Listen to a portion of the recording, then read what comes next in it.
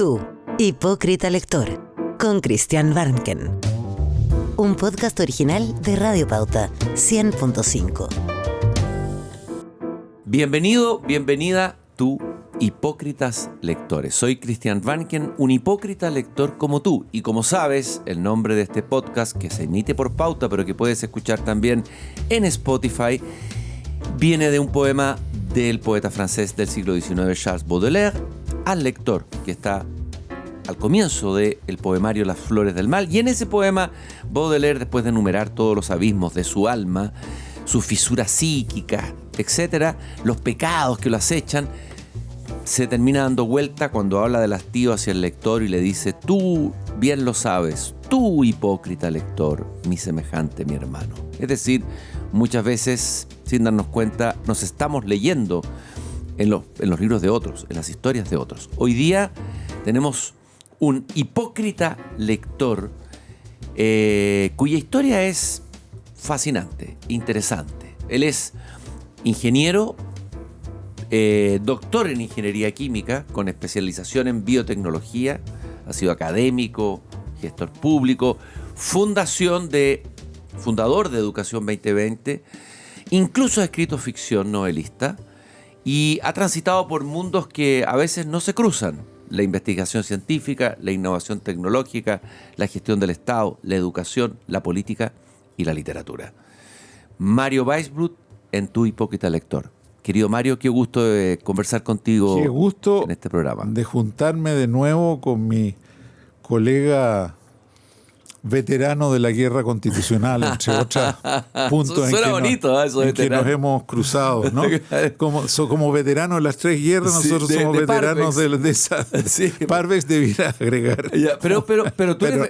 Sí, pero un gusto estar aquí. Solo quiero hacer lo que los gringos llamarían un disclaimer. ¿Cómo se llamaría disclaimer en español? Como una aclaración inicial. Una aclaración inicial, una prevención inicial.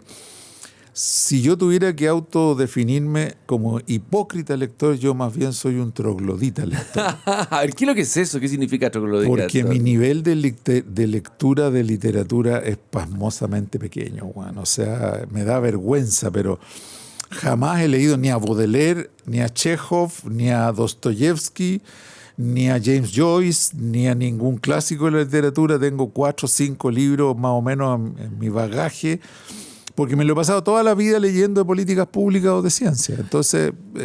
Oye, ¿y no te han dado ganas de leer esos autores que escuchas a veces que en conversación con otros nunca te han atraído? Es que he tratado, O sea, he tratado, pero ya a mi tierna edad, como que ya las neuronas no se calibraron para esta cuestión. Parece que no hay sinapsis para la ficción literaria, pero sí, yo sé que algunas sí. Y vamos a indagar. Algunas sí tengo, pero son poquitas, ¿no? Bueno, lo interesante es que muchos de los que nos están escuchando se van a identificar contigo y se van a sentir aliviados. Van a decir: chuta, me siento un troglodita lector. Y Mario Weisbrot, admirador, confiesa con una honestidad impresionante que es un troglodita lector. Vamos a ver cuán troglodita de verdad es. Vamos a ver. Vamos a descubrirlo después de esta conversación.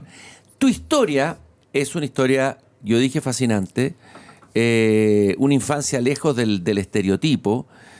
Tú misma has dicho que tuviste una infancia especialmente poco feliz, ¿ya? Por ahí lo dijiste. Naciste en una familia de origen judío. Cuéntanos un poco tu origen, tu historia, de dónde vienes, Mario. A ver, yo sí, soy de origen judío, culturalmente judío, genéticamente judío. Incluso me hice el examen de ADN y soy 86% judío askenazí. Chuta. Y 14% ruso occidental. Mira, ese es qué mezcla. Mi bagaje. Claro, porque en las aldeas ucranianas hubo alguna violación de un cosaco y ahí apareció el 14%, ¿no? Ya. Pero bueno. Y no, ahí vas a tener que leer a los rusos. Ya que tienes ese poquito de sangre, vas a tener que leer a los rusos antes de morir, Mario. Así es, bueno, ¿ya? Así es. Ya. Así que si haces algún día un curso sobre los rusos, por favor me avisas. Pero vas a estar feliz, sería un honor tenerte, obviamente, en algún taller así. Ya, entonces. Pero mi padre médico, de esos médicos generales que andaban recorriendo de casa en casa como médico de familia, ¿no? Ya. Pero también médico coronel de carabineros, pinochetista, con este hijo exilado. Eso no fue una química muy buena, que digamos. Ya, ¿y era un padre muy severo? Muy... Más ausente que severo, digamos, ¿no? Ya. Y la madre, dueña de casa típica. No se hablaba de literatura en mi casa. Ya. No recuerdo una vez que se haya mencionado, mira qué interesante el libro que estoy leyendo, ¿no? Ese era... Ya, y háblame de tu madre, Mi madre, dueña de casa, se agarró una depresión gravísima. En esa época no habían antidepresivos, vivió 30 años tiene que haber sido muy rudo eso. con electroshock. Uf, qué O sea, tremendo. fue tremendo. ¿Y cómo, y para ti, qué Para mí significó fue eso? durísimo. Mi madre era el alma de la fiesta. O sea, era alegre, organizadora de fiestas, con la sonrisa en la boca. Y de repente, de un día para el otro, Mario, callado, por favor, tu madre está mal. Y yo no entendía nada. Como a los 12 años me pasa esto a mí. Y me quedé sin mamá, bueno. O sea, porque fue una depresión de esas que te anulan la vida para ella, ¿no? Fue muy Hay un tremendo. autor que te recomiendo, Karl Naushofer, siempre lo pronuncio mal, un autor noruego, que escribió un libro que tiene un título desafortunado, pero que es una parodia, que se llama Mi lucha, que en realidad es un libro autobiográfico de él. Y él tuvo una mujer con depresión. Y lo cuenta de una manera muy delicada, pero muy potente. En uno de los libritos, me parece que es Primavera o Invierno, tiene unos libros chiquitos que te lo voy a recomendar. Por cierto, me acabas de hacer acordar de un libro noruego. ¿Ya? Creo que noruego. ¿Ya? ¿Lo viste por ahí uno que se llama El abuelo que saltó por la ventana y huyó? Ah, sí, por supuesto que sí, pues. Ese. Ese de Jonas, Ya. no sé qué. Oye, fue para mí hilarante, profundo, fue un genio. ¿Cuál es la historia que cuenta? ¿Qué se cuenta en La ese libro? historia que cuenta es de un abuelo que a los 90 y pico años salta por la ventana de su casa y se arranca y se dedica a recorrer el mundo. Yo encuentro genial. Yo creo que una salida estupenda al horror de ser encerrado en algún hogar de ancianos, ¿no es cierto? ¡Qué maravilla! Y le pasan las cosas más delirantes posibles, ¿no? Entonces me quedó muy marcado ese libro. Se lo recomiendo prácticamente a cualquier lector. Sobre todo los que están llegando a una edad, no a una cierta edad, sino a una edad cierta, ¿no? No, se lo recomiendo a jóvenes, a viejos, Yeah. a todo, porque el libro es una joya, bueno, una joya para toda edad. En esta infancia entiendo que también tú has tenido como varias enfermedades, has convivido con la enfermedad, que normalmente, si uno mira la historia de varios escritores, muchas veces la enfermedad hace que el enfermo que esté mucho tiempo en la cama se vuelve lector. Pienso en la historia de Roland Barthes, que tenía creo que tuvo tuberculosis. Pienso en Thomas Bernhard, también se lo pasó enfermo en hospitales. La madre le llevaba libros. Cuéntame eso. No, yo he tenido 6 veces cáncer, para comenzar. Más neuropatía, o sea, la lista de mis patologías es respetable. Sin embargo, lo más severo que son los episodios de cáncer, para mí fueron episódicos. Me agarró, me hicieron quimioterapia y se fue. Me agarró, me operaron y se fue. Me agarró... Ya, pero entiendo que cuando niño tuviste un momento que varias semanas enfermo, ¿sí?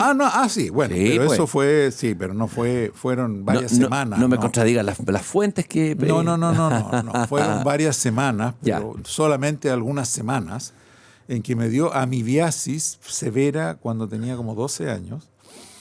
Y estuve en cama varias semanas y me topé con el closet de mi hermano mayor, 10 años mayor que yo, que tenía un closet en que tenía un cajón de este porte, con 100 libros de ciencia ficción de este porte.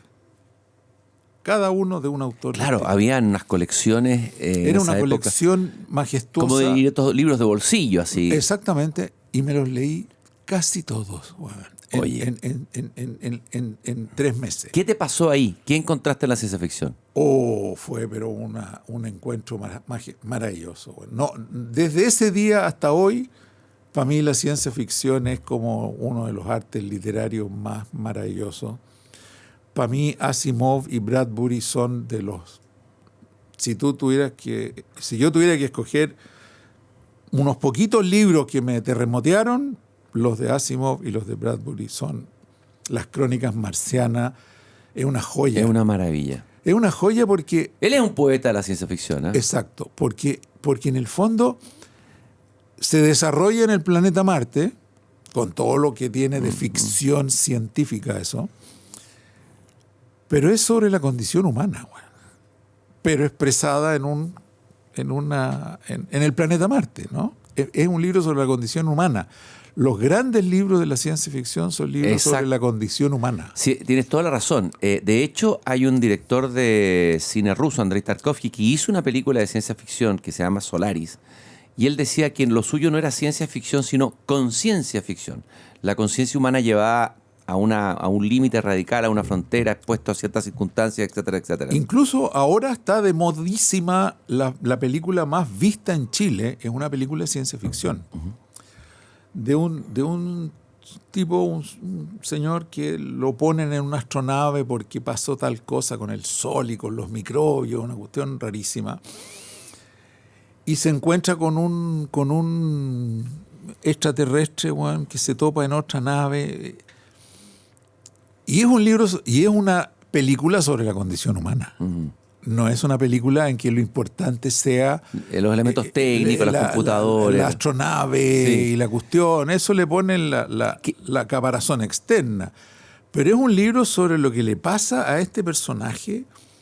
Y es una historia maravillosa. ¿Hay alguna imagen o recuerdo, personaje o escena o algún cuento particular de Bradbury que guardes un recuerdo así? Crónicas marcianas. Ya, ¿y dentro de Crónicas marcianas alguno de los cuentos que te acuerdes Es que era como... todos los cuentos tenían una hilación, no era cuentos separados las Crónicas marcianas, sino que todos tenían un hilo conductor. Y es de este grupo de aventureros en el fondo, y que eran como proletarios de las astronaves, no eran grandes, ¿no? Que llegan a Marte, bueno, y empiezan a tirar botellas de whisky por los canales, bueno, porque Marte tenía canales, se suponía, y empiezan a contaminar todo el planeta Marte. Bueno. Y esto está escrito hace 50 años atrás, no sé, hace muchos años, completamente premonitorio, no de los vuelos espaciales, no solo, sino que de lo que están haciendo los humanos con este planeta. Con este planeta, no con Marte. Oye, y Asimov, que es distinto a Bradbury, pero también es un gran escritor, Fundación. Sí, Asimov es más profundo en un cierto sentido. No tengo nombres específicos de libros de Asimov, pero también fue un terremoto para mí cuando lo leí. Te quiero recomendar, bueno, estoy a punto de empezar a leer a Hugo Correa, un escritor chileno de ciencia ficción. Tú escribiste ciencia ficción, que escribió un libro que se llama Los Altísimos, que fue muy bien criticado por Bradbury, y aquí ni lo pescamos casi. Y me acabas de hacer acordar de otro escritor que me pegó, Labatut. Ah, ya, vamos a hablar de él. A ver, Labatut, ¿por qué? Bueno, o sea, ese primer libro... Claro, eso, además, a ti te gusta la ciencia y la divulgación científica, entonces te volvió loco ese autor. Me volvió loco ese autor, porque además está escrito maravillosamente. Sí. O sea, es una persona que irrumpe de cero con su primer libro al estrellato. Bueno. El terrible verdor, un verdor terrible. Un verdor terrible. Y después Maniac. Y después donde está Maniac. Todo el origen de la inteligencia artificial y Turing. Yo también le diría a cualquiera de las personas que nos está escuchando que leer a Labatut para jóvenes, para viejos, para los que les guste, para todo el mundo. Y sobre todo para los que les guste la ciencia y la historia de la ciencia, que yo sé que a ti te gusta, ese libro es un banquete. Es una joya, es un banquete. Realmente fue para mí también un golpe muy, muy fuerte, emocional incluso. Ya. Vamos ahora de nuevo a recorrer tu línea biográfica, esta infancia en donde te encuentras con estos libros de la ciencia ficción, y llegas al Liceo Las Tarrias, ¿no es cierto? ¿Por qué? Porque mis padres, que podrían haber puesto a sus hijos en el Instituto Hebreo, por decirte algo, por su origen, ¿no? Eran de la clase media proletaria, no proletaria, pero de la clase... Media. Media, esa es la palabra, que creían en la educación pública y pusieron a sus hijos hombres en el Las Tarrias y a su hija mujer en el Liceo 7. O sea, eso tiene que haber sido, una época de efervescencia política, cultural, muy interesante. ¿Qué recuerdos guardas de ese paso por ese liceo y qué significó para ti en términos de formación intelectual, personal, etcétera? También fue una infancia dura en ese sentido.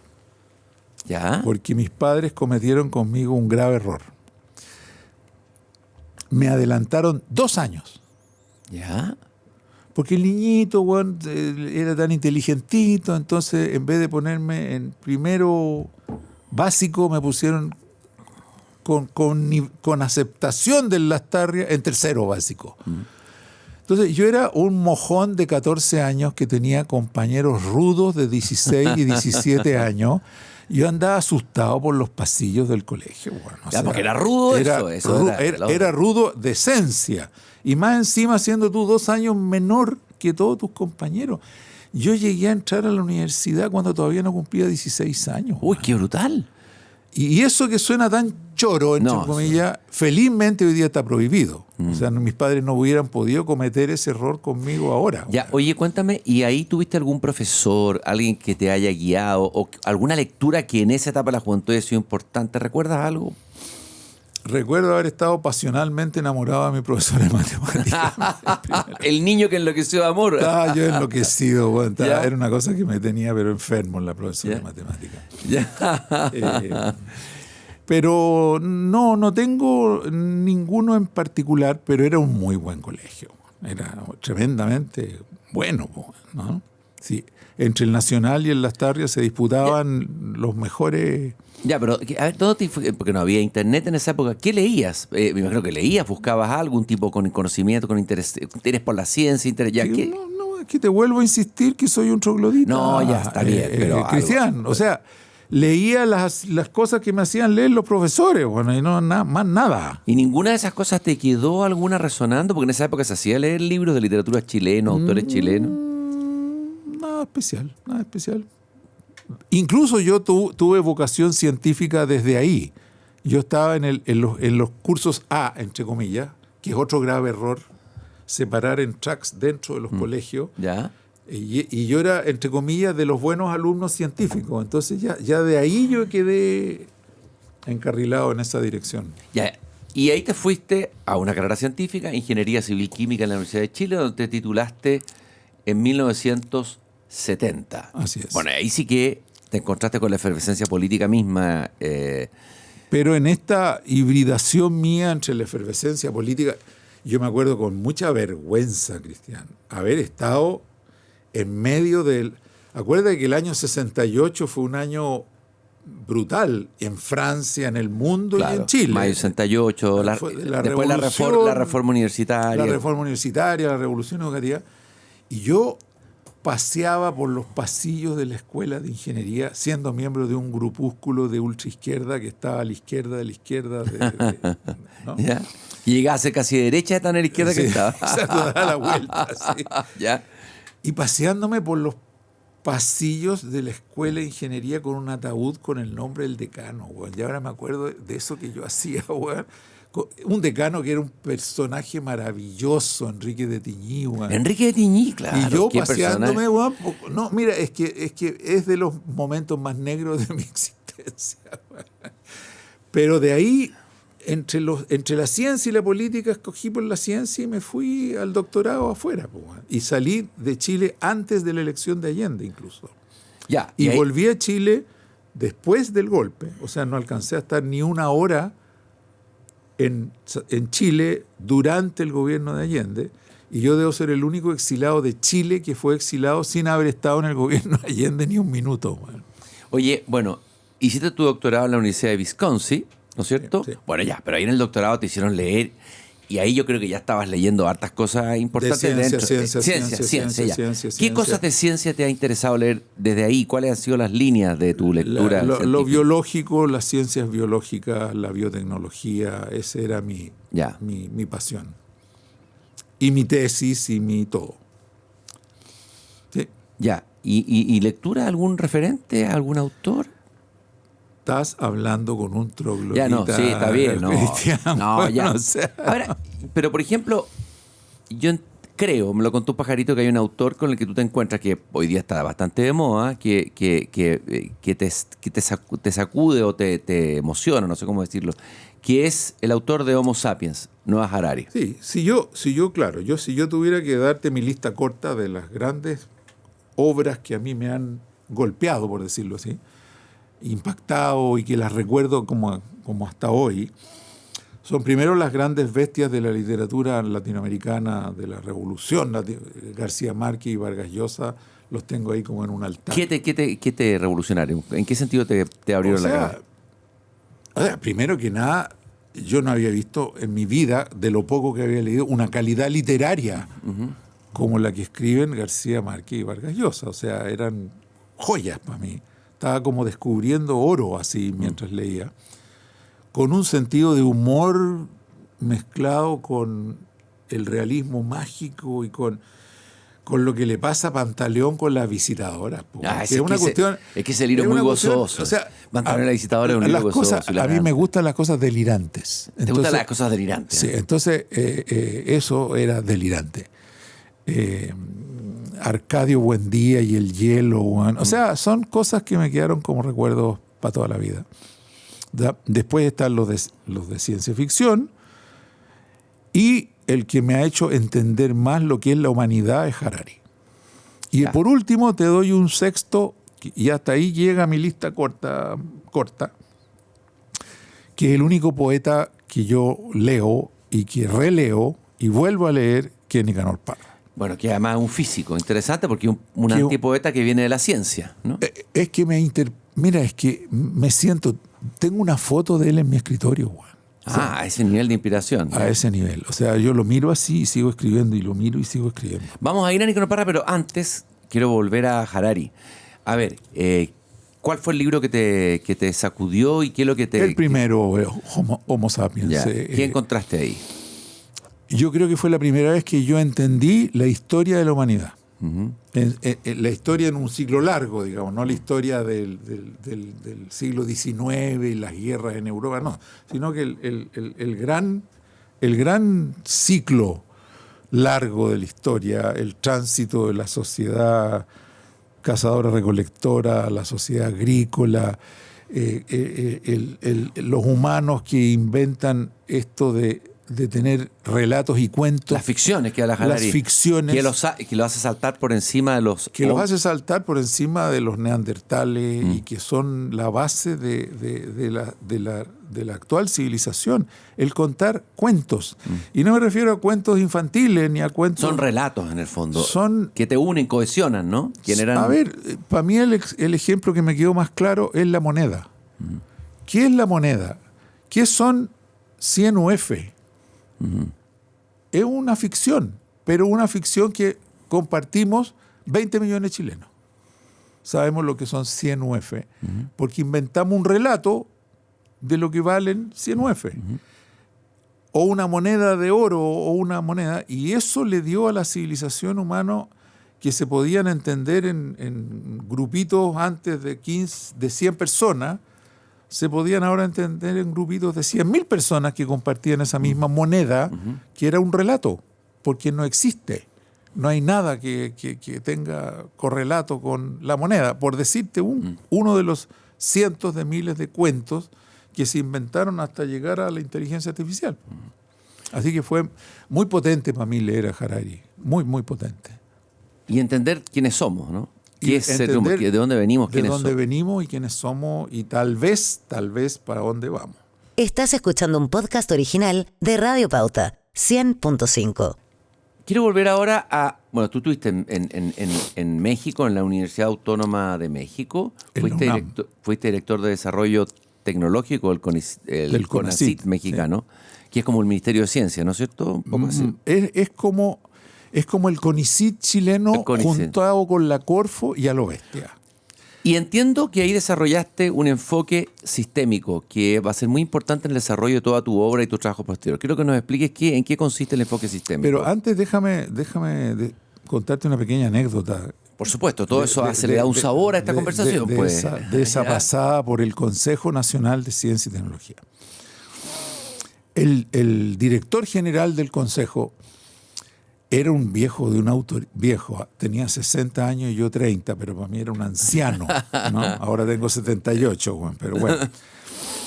Pero era un señor muy inteligente, formado en Wisconsin además, economista agrario, y un autoritario que tú podías salir gritoneado de su oficina ante la menor detalle. ¿Ya? Y me pasaron 2, te podría contar todo este programa de anécdotas con ese viejo, pero tuve 2. La primera es que yo tenía por alguna razón la obsesión de escribir. De escribir lo que se pudiera, yo quería escribir, ¿no? Y el CONACYT tenía una revista que editaba 50.000 ejemplares, nada menos, que se llamaba Ciencia y Desarrollo. Bueno, eso en México. En México se editan así las revistas y todo. Bestia, A lo grande. A lo bestia. Y dije, no, este es mi chance, yo voy a escribir un artículo para la revista Ciencia y Desarrollo. No más que esa revista la manejaba el viejo sátrapa. ¿Ya? Él decidía qué artículos se publicaban, él revisaba las pruebas de imprenta de la revista. O sea, era su chiche. Ya. Y un día con la secretaria le mando un orgulloso texto de unas 10 páginas de Word, lo que sería ahora, ¿Te acuerdas de qué lo que era? sobre la ciencia y la tecnología en el desarrollo de México, ponte tú que ese era el título. Y la secretaria me llama un día y me dice, Mario, el doctor Flores te llama. ¿Ya? ¡Chuta! Bueno, o sea, cuando te llamaba el doctor Flores, uno temblaba, bueno, en esa organización. Y estaba el viejo en una mesa límpida, en que lo único que estaba en la mesa era mis 10 páginas. Y me dice, Mario, me dice, ¿usted qué profesión tiene? Me dice, bueno, yo soy ingeniero, doctor. Escribe como sociólogo, llévese esta mierda. Y tira los papeles por el aire y los papeles vuelan, así como... Mira, la humillación que yo recuerdo de estar recogiendo esas hojas de papel del suelo. Y claro, yo había escrito muy florido y en párrafos que no tenían un punto aparte, sino cada 40 líneas y no sé qué cosa. Y dije, hasta aquí llegó mi carrera de escritor, ¿no? Pero sin embargo, 3 semanas más tarde me llama el viejo Flores de nuevo. Yo temblando subo a la oficina del viejo y me dice, este tema se le había ya olvidado. O sea, el gritonear a un gallo era normal. Era banal, ¿no? Banal, claro. Y me dice, mire, Mario, me dice, yo soy un científico y economista y de tecnología no entiendo nada, me dice. Y los periodistas me están llamando a cada rato para preguntarme por el tema de la transferencia de tecnología a México. Entonces yo quiero que usted me prepare unos tarjetones, de esos como recordatorios, con párrafos cortísimos así, con los 6, 7 conceptos básicos de la transferencia tecnológica. Ok, doctor, era una pega. Me voy a mi oficina y escribo 6, 7 tarjetones, literalmente. Ajá. Y un mes más tarde abro la revista Ciencia y Desarrollo y dice la transferencia de tecnología en México por Mario Weisblut con mi foto y los 6 tarjetones textuales chantados ahí, güey. Y me enseñó a escribir de un solo combo en el hocico ese viejo. Güey. Maestro, pues. El maestro te duele. Los grandes maestros a veces duelen. O sea, como los maestros zen, que le pegan a los Si yo discípulos. hubiera tenido alguien a quien yo nombrar como maestro, te podría contar una hilera de anécdotas sobre el maestro Flores que me enseñó. ¿Fernando Flores? No, ese es otro Flores. Ya. Pero me enseñó con golpes en la jeta. Todo lo que me lo enseñó con golpes en la jeta. Y fue quien más me ha formado en mi vida profesional, fue él. ¿Y el enfoque sistémico? El enfoque sistémico se me fue generando de a poquito. No te podría decir yo que, mira, leí tal cosa de repente,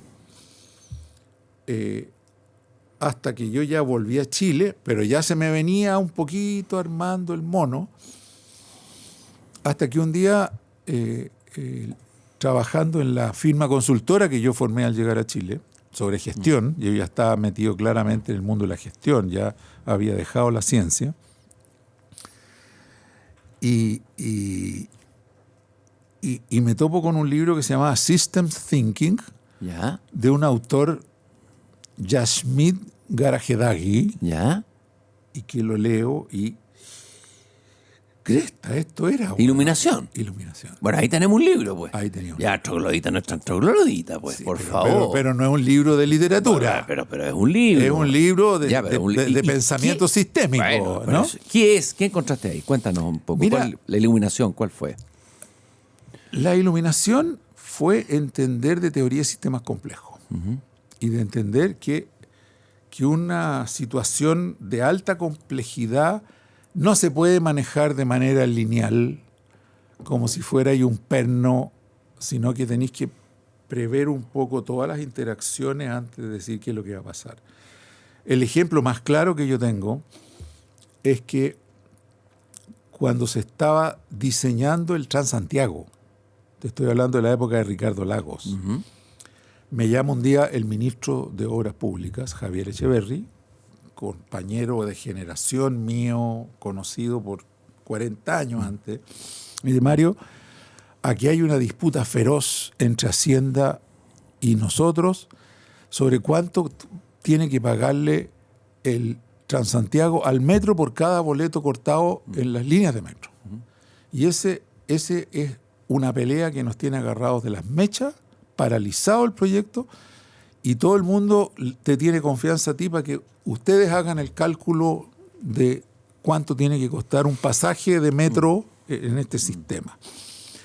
Que era un cálculo de mierda, te digo, con variables de la tasa de interés, el costo de los ferrocarriles, el costo de las estaciones, pero era un cálculo complicado pero no complejo. No sé si me explico. Sí, ya, Tú ok. ponías cosas en la planilla Excel finalmente con los datos y eran como 15 planillas Excel linkeadas, pero te da el número. Pero yo dije, mira, como yo no sé nada del Transantiago y formé un equipo de profesionales muy potente, para hacer este cálculo, si era una cuestión urgente, importante, de interés nacional. Y dije, oye, lo que nosotros necesitamos antes es que nos den un cursito sobre qué es el Transantiago, porque no se entendía nada. O sea, era en la prensa, que no sé, que el sistema informático y que los... Y nos juntaron a nosotros, a los 5 consultores, con la gente del Transantiago, y nos tienen encerrados 2 días explicándonos cómo va a ser el Transantiago. Y en ese momento... Y esta es la mayor explicación que yo te puedo dar sobre sistemas complejos. Mi estómago, no mi cerebro, me empieza a decir... Está mal esto. Puta la weá. La guatita. Puta la cuestión, puta, que no tenía nada que ver con el cálculo que nos habían pedido, sino que era el Transantiago. Y yo digo, chuta, no, me quedé como con un gusano adentro del estómago. Y pasan 3, 4 días y convoco, me acuerdo, a los 4 consultores a mi casa un sábado en la mañana y les digo, amigos, yo los he convocado para pedirles una cosa, que ustedes me convenzan que yo estoy equivocado. ¿Por qué? Me dicen, porque yo creo, intuyo que aquí va a quedar la cagada. Y ustedes, yo quiero que me convenzan a mí de que yo estoy mal, weón. Y aquí, déjame ordenar un poco. ¿Y lo sistémico? ¿Dónde está el pensamiento sistémico? ¿De ahí vino la...? Es que tú no podías intuir que aquí iba a quedar la cagada sin tener pensamiento sistémico metido dentro de tus neuronas. ¿Ya? Porque no era cosa de que el cálculo de esto, el cálculo de lo otro, la cuestión allá, sino que era la interacción de todos los componentes del sistema la que iba a dejar la cagada. Y los 4 colegas me dicen, Mario, pero es que de todas maneras va a quedar la cagada. Y me empiezan a dar la lista de razones. ¿Y cómo nadie veía eso? ¿Nadie lo veía? ¿Lo sabían? ¿No lo veían? Termino con la anécdota al tirito. Ya, ahí tenemos ingenieros buenos en Chile, gente capacitada, se ponen en esa línea. ¿Qué pasó ahí? Y me hacen ellos, a mí, los consultores míos, una lista de los 12 o 13 elementos que podrían quedar la crema. En cada uno de esos 12. Que los paraderos no iban a estar listos a tiempo, que las líneas de metro que no iba a funcionar el sistema informático, que los cálculos del tráfico, bueno, que 1, 2, 3, 12 líneas. Y yo le agrego una 13, que dice, cuando en un sistema complejo fallan 2 o 3 de los 14 elementos, se va a encadenar una crisis sistémica y va a quedar perdón, la cagada. En buen chileno. En buen chileno. Y digo, weón, ¿y yo qué hago con esto, weón? O sea, a mí nadie me pidió esto, weón. Yo me sentía como un cirujano que lo invitan a operar una uña y que de pronto se da cuenta debajo que hay cáncer al hueso, weón. ¿Y qué hace? Ajá. Y chuta, ¿qué hago, weón? Y pido cita con el gerente del Transantiago. ¿Ya? Y yo llevo mi hojita con los factores de riesgo. Y él me dice a mí, Mario, me dice, ya sé para qué me invitaste a almorzar. ¿Sí? Le digo, porque aquí va a quedar la cagada, ¿cierto? Me dice él a mí. Oye, qué brutal. Ya. Bueno, y yo le digo, ¿cómo me podés estar diciendo tú a mí? Yo soy un consultor, bueno, tú eres el gerente. Bueno. Y tomo y le paso la listita que habíamos hecho de los factores. Y la lee así. Te quedaste corto. Te faltó el 13, el 14 y el 15, güey. Y yo digo, y le digo, bueno, pero tú eres el gerente, güey. ¿Qué otra? No, es que no me escuchan. Nadie me quiere escuchar. Había una componente de inmoralidad en eso, güey. Porque si tú tenías una pega de esa envergadura y tú estás convencido de que va a quedar la crema y que nadie te escucha, ¿qué así? Qué reveladora es esta historia que estás contando, ¿ah? ¿Qué así? Caramba. ¿Qué así si tení decencia moral, güey? Renunciá y te vayas a la prensa, güey, y decís, yo renuncio porque aquí hay que la cagada. Pero él seguía aferrado a su peguita de gerente del Transantiago. Eso es muy revelador lo que nos acaba de contar. Bueno, y eso te remitía a este maestro de este libro. Recuérdanos el autor y el libro donde te iluminaste con el sistema. Mira, es que Hashmid, J-A-S-H, Hashmid, ¿Ya? Garahedagi, Ya. H-A-R, bueno, una cosa así espantosa el apellido del... Y era un librito de este porte donde yo encontré la verdad revelada de cómo estas intuiciones se enredan en un sistema complejo y se transforman en... Y la manera de diagnosticar un sistema complejo y de tomar acción respecto cuando tú estás generando un sistema complejo. Bueno, Mario Vaz durante décadas ha insistido mucho que las políticas públicas fracasan cuando se diseñan desde compartimentos estancos, ¿no es cierto? Así es. Y que no se piensa en la implementación de esas políticas. Claro. Porque es muy bonito llegar y legislarle incluso la ley de no sé qué cosa, pero es muy bonito legislar y salir en la prensa y ya legislamos sobre la sala cuna universal, pero de ahí a la letra chica de cómo se va a implementar esto son puros sistemas complejos. Bueno, entre los libros que ha publicado Mario, tú me corriges, Sistemas Complejos y Gestión Pública, el 2008, La Reforma del Estado en Chile, que es otro libro, La insularidad de la gestión pública en la gestión pública latinoamericana. Eso suena bonito, suena hasta poético el título. Es las islas dentro de una institución que no comunican unas con otras, pero también es un fenómeno que lo podía explicar desde el punto de vista de la teoría del sistema complejo. ¿Por qué se produce? Tú tenías un ministerio y las fuerzas del mal conspiran para que los departamentos no se comuniquen unos con otros. Tú eres conocido y te hiciste muy popular y público por tu trabajo en Educación 2020, que surgió el año 2008 en pleno debate por la calidad de la educación chilena, ¿se acuerda? Sí. Y que buscó construir propuestas concretas, ¿no es cierto?, en distintos ámbitos. A ver, ahí en el ámbito de la educación, publicaste el libro Se acabó el recreo, 2011. Después otro que se llamó Cambio de rumbo. Cambio de rumbo, ya. Pero, ¿algún libro inspirador tuviste? ¿Algún texto, algún autor en el ámbito de la educación? Así como hablamos del sistema complejo, que puedas recomendar. No libros, no. Lamento, no. Es en educación. Yo estoy escribiendo un libro nuevo sobre educación. ¿Ya? Pero es un conjunto de artículos de la OSD, de aquí, de allá, de acá y de allá. No hay el gran libro de la política educativa. No lo hay. Hay libritos. Y no hay un gran autor tampoco. Y tampoco un gran autor. No que yo sepa, no. Pero me lo paso leyendo todo el día. ¿Y qué lees?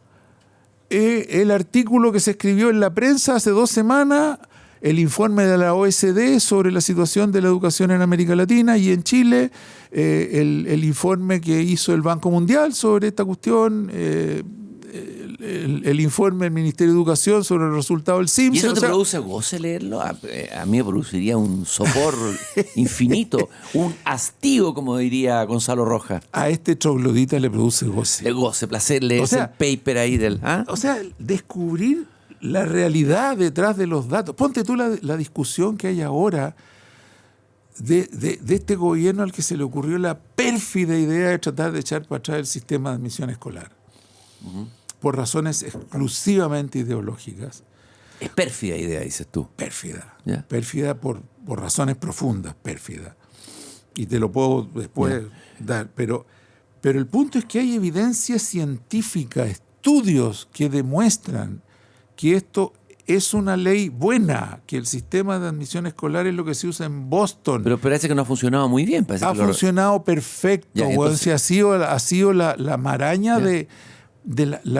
de la prensa tirándole mierda encima al sistema. Ya. Pero el sistema es bueno, es correcto, ha tenido buenos resultados.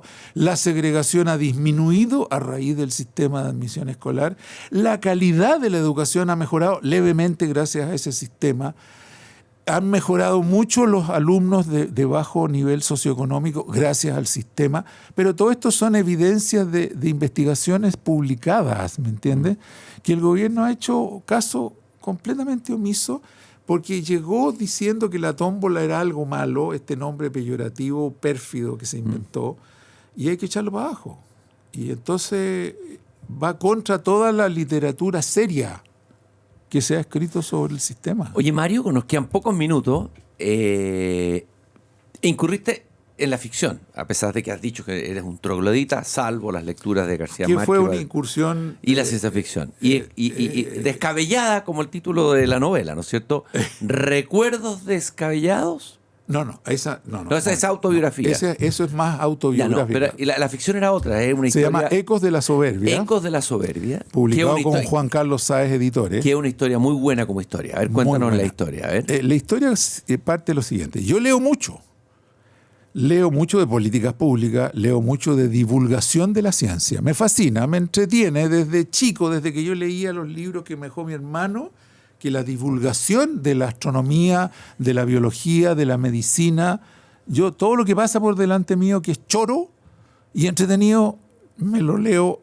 Ponte tú, estoy suscrito al Economist y lo primero que leo es la sección de ciencia y tecnología del Qué Economist. importante es la divulgación científica y qué importantes son los libros y los divulgadores. Es una cosa fascinante. Eso daría para una conversa completa. Pero el hecho es que me topé con un artículo publicado en la revista Science, que es la revista de ciencia más reputada del mundo, en que unos investigadores en California tomaron células de cerebro humano, y esto es real, no es ciencia ficción, esto es real, ciencia real, y metieron células de cerebro humano en el cerebro de un embrión de ratas. Mira. Y las ratas, este aquí que se desarrollaron, crecieron, y un tercio del cerebro de las ratas fue colonizado, por decirlo así, por células humanas. Y yo leí esto y quedé plop, weón. Y dije, qué escándalo, weón.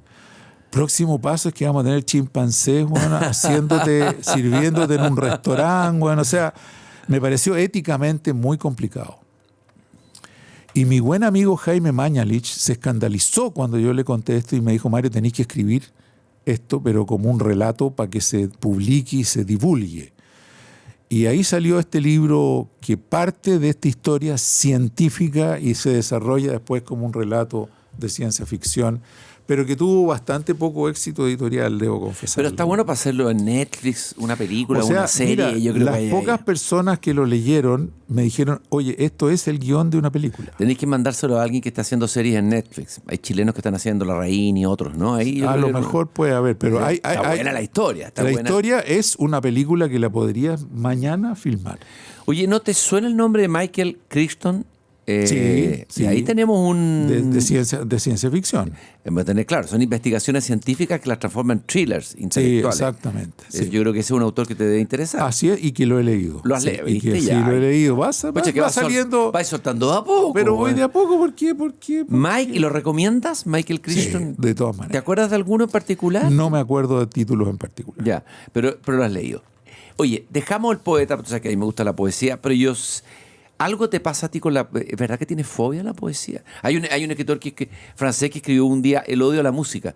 Tú podrías escribir uno que se llame... Mira, es decir, a ver, yo tengo a Nicanor Parra la foto... Ya, eso dejémoslo ahí. Y para mí leer a Nicanor Parra es manjar. Por lo delirante, por lo provocador, por tantas razones que hacen que yo creo que el que debió haber tenido un premio Nobel en Chile, más que Neruda, más que Gabriela Mistral, es Nicanor Parra. Pero, bueno. Pero si trato de leer a Neruda, no logro pasar de media página, compadre. Trato de leer a Gabriela Mistral y no logro pasar de media página, bueno. O sea, no lo logro. Trato de leer a Dostoyevsky y no logro pasar de media página. Bueno, pues eso es normal. Hay gente que lee una cosa y otra. No me la puedo. O sea, no. Bueno, oye, te agradezco por tu honestidad. No viniste a vender ninguna pomada, pero nos abriste tu historia personal, tu recorrido intelectual. Y cerramos con el gran Nicanor Parra, que yo creo que es la mejor puerta, la mejor llave para entrar a la poesía, para enseñar poesía a los jóvenes. Hay que partir por Nicanor Parra. Sí, tú encuentras que como profesor de literatura tú haces eso. Yo creo que Parra es de lo... Es que es una joya, man, sí. Una joya.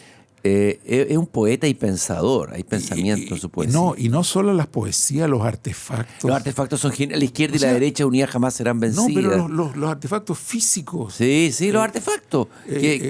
Son, o sea, una vez recuerdo haber visto una exposición en la Diego Portales sobre los artefactos de Parra. Y tú decís, este gallo es un extraterrestre. Yo recuerdo sí, totalmente. Yo recuerdo un artefacto muy divertido que te va a gustar. Yo creo ya que fuiste un marxista convencido y paseaste el cadáver del decano en la universidad. Coloca las obras completas de Marx y Lenin, una foto, y abajo dice los rollos del Marx muerto. Sí. Mira eso. Mira esa línea. ¿A quién se le ocurre, Juan? A un genio, pues. ¿A quién se le ocurre poner los rollos del Marx muerto? Y ahí tienes un poeta que viene de la ciencia. Tú tienes cabeza científica, un poeta físico. Eso marca de alguna manera. Exactamente, no, sí, de todas maneras. Y yo, a quien nos escuche, por favor, lean a Nicanor Parra. ¿Y tú lo fuiste a ver alguna vez? ¿Conversaste alguna vez? No, nunca. Habría sido una buena conversación. Habría sido maravilloso y es una oportunidad perdida porque yo debiera haber peregrinado a su residencia ahí en la costa a conversar simplemente con él, porque te digo, para mí el único personaje de la literatura que tengo la foto ahí en mi escritorio es de Nicanor Parra. Muchas gracias, Mario. Por esta conversación. Fue un gusto, como siempre, conversar contigo. Igualmente, querido, cuando tú gustes, aquí estaré. Y nosotros nos volvemos a encontrar en un próximo capítulo de Tu Hipócrita Lector. Puedes escucharnos en Spotify y cada capítulo nuevo se estrena todos los días viernes en Pauta a las 7 de la tarde. Te espero en el próximo Tu Hipócrita Lector con una conversación, espero, tan interesante como esta. Hasta la próxima. Tu Hipócrita Lector, con Christian Warnken. Un podcast original de Radio Pauta 100.5.